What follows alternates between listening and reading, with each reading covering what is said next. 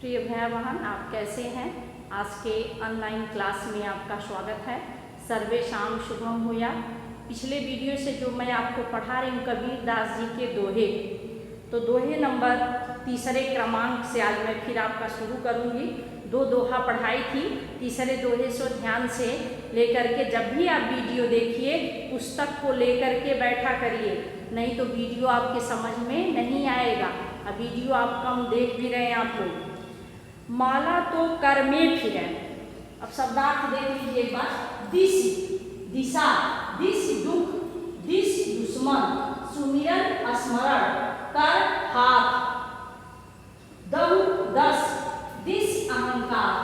बच्चों यहाँ दिस शब्द कितनी बार आया है? बोलिए 4 बार आया। कितनी बार आया है? 4 बार आया।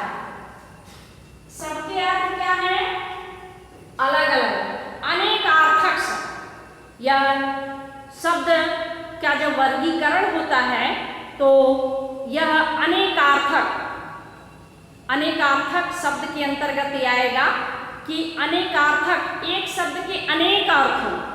तो यहाँ सबसे पहले आप दिस का दिशा, दिस का दुख, दिस का दुश्मन, दिस का अहंकार, इसको हम अनेकार्थक शब्द कहते हैं। जैसे एकार्थी, जिसका एक अर्थ हो, पर्यायवाची, जिसके और भी ऑप्शन हो समानार्थी में, विलोम शब्द, उसी तरह से यह है अनेकार्थक, एक शब्द के अनेक अर्थ हो। इससे भ्रमित नहीं होना है, इसलिए मैं बता दी कि आप कहीं छोटे हैं तो ये ना, छोटे अभी हैं, कक्षा में हैं, कहीं डर ना हो कि क्या क्यों अलग अलग मैंने इसका अर्थ लिखी। माला तो कर में फिरे, माला फेरते देखे होंगे अपने दादी बाबा को, ऐसे ऐसे जो फेरते हैं। माला तो कर का अर्थ है हाथ। माला तो कर में फिरे, माला कहाँ फिरती है? कर में, हाथ में, ऐसे ऐसे करके ढक करके, ऐसे ढक करके ऐसे ऐसे लोग माला फेरते हैं। माला रखने के लिए झोली भी बनवा ली जाती है, उसमें में रख करके हाथ में टांग के ऐसे ऐसे लोग फेरते हैं। माला तो कर में फिरे, माला कहाँ फेरी जाती? हाथ में। जीभ फिरे मुखमान, और जिह्वा जो है एक कहाँ फिरती है? मुख के अंदर फिरती है, घूमती रहती है। जिह्वा फिरे मुखमान, मुख का अर्थ है मुंह। माला तो कर में फिरे, माला कहाँ फिरती है? माला घूमती है हाथ में। जीभ फिरे मुखमान, और जीभ जो है वह मुख के अंदर, मुंह के अंदर घूमती है। मनवा तो 24 फिरे, मनुआ मतलब मन, मनुआ का अर्थ है मनुआ, मन। मनुआ तो 24 फिरे, दहु, दहु, मनुआ तो दहु 20 फिरे। कबीर दास जी की बच्चों भाषा जो है सधुकड़ी भाषा, पंचमेल खिचड़ी कहा जाता है। तो ये अपने अनुसार भाषा को बना लेते हैं और सुंदर अर्थ भी निकाल लेते हैं। मनुआ तो 10 फिरे, दहु मतलब 10, लिखी भी हूँ। दहु का अर्थ है 10, दिशाएं जो 10 हैं, 4 मुख्य हैं, 10 और होती हैं। सभी चारों दिशाओं के किनारे 4 होती 8, एक आकाश और एक नीचे पृथ्वी। मनुआ तो 10 फिरे, मनवा तो 10 दिशाओं में फिरता है। जैसे हम पूजा करने बैठते हैं या कोई भी काम पढ़ने बैठे, आपके लिए पढ़ना, जब पढ़ने आप बैठते हैं तो मन होता है टीवी देख लें, थोड़ा खेल लें, जाके बात कर लें, मोबाइल चला लें, यही बात है। मनवा तो 10 फिरे, और मन जो है 10 दिशाओं में क्या होता है? 10 दिशाओं में घूमता है। यह तो सुमिरन ना है, यह स्मरण, अर्थात इस तरह से भगवान का ध्यान नहीं होता है। कबीर जी के कहने का मतलब है कि अगर हम अपने मन को ईश्वर की भक्ति में नहीं लगाते हैं तो ऐसे हम ईश्वर की भक्ति नहीं कर सकते।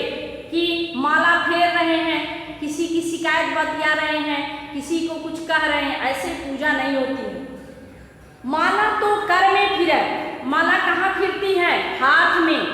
जीभ फिरे मुखमान, और जीभ, जीवा जो होती है वह मुख के अंदर घूमती है। स्थिर है और मन जो है बहुत चंचल होता है। सबसे तीव्र गति मन की होती है। किसकी होती है? बोलिए, मन की सबसे तीव्र गति होती है। जहां मनुआ तो दम स्थिर है और मन जो है दसों दिशाओं में घूम रहा है। यह तो सुमिरन नाय। अगर आपका मन चंचल है तो उस चंचल मन से आप ईश्वर की भक्ति या ईश्वर की पूजा नहीं कर सकते, ईश्वर का ध्यान नहीं कर सकते। आप ऐसे ही लिखेंगे कि अगर आपका मन चंचल है तो आप ईश्वर का ध्यान ठीक से नहीं कर पाएंगे। तिनका कबहू न निंदिए। तिनका कह रहे हैं कि जो आपके पैर के नीचे पड़ने वाला जो तिनका है, अगर कांटा जिसको कहते हैं, अगर चुभ जाता है तो आपको तकलीफ देता है। तिनका कबहू न निंदिए, उसकी कभी निंदा नहीं करनी चाहिए।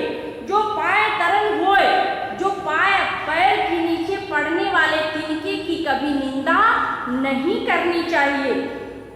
तिनका कबहू न निंदिए। निंदिए मतलब निंदा। तिनका पैर के नीचे पड़ने वाले कांटे की कभी निंदा नहीं करनी चाहिए। कबहू उड़ी आँखिल पड़े, और कभी वह आपके आंख में भी उड़ के पड़ सकता है। तो पीर घनेरी होए। घनेरी मतलब अधिक। यहाँ घनेरी का अर्थ है अधिक, घना, गहरा।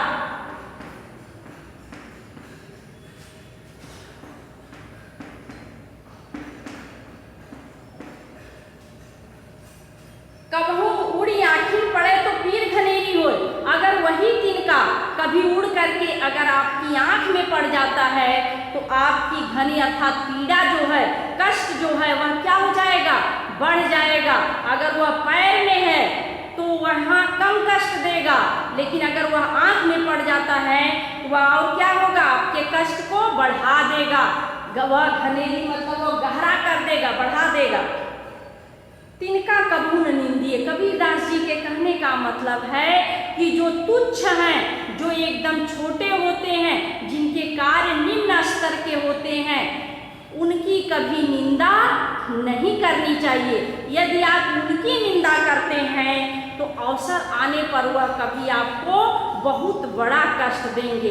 इसलिए कभी नीच व्यक्ति की कभी निंदा नहीं करनी चाहिए, बल्कि उसका सुधार करने का प्रयास करना चाहिए, उसके अवगुणों को सुधारने का प्रयास करना चाहिए, न कि उसकी निंदा करनी चाहिए। अगर आप निंदा करते हैं तो वह उससे भी खराब काम करने का प्रयास करेगा। जैसे तिनके की अगर आप निंदा करते हैं तो उस तिनके के ऊपर कोई प्रभाव नहीं पड़ेगा, बल्कि वह आपको और बड़ा कष्ट देगा। इसलिए नीच व्यक्ति की कभी निंदा नहीं करनी चाहिए। इस दोहे से कबीरदास जी के बच्चों जितने भी दोहे हैं, सभी दोहे जो हैं हमारे जीवन में प्रायोगिक रूप से बहुत ही महत्वपूर्ण हैं। हम अपने व्यवहारिक जीवन में इसका प्रयोग करके अपने जीवन को अच्छा बना सकते हैं। यह सीख देने वाले जो दोहे, तो कभी भी हमें अपने जीवन में नीच व्यक्ति की निंदा नहीं करनी चाहिए। आज के लिए बस इतना ही। शेष मैं आपको अगले वीडियो में पढ़ाऊंगी। यह शब्दार्थ जो लिखी हूँ, इस शब्दार्थ को आप अपनी कॉपी में नोट करेंगे।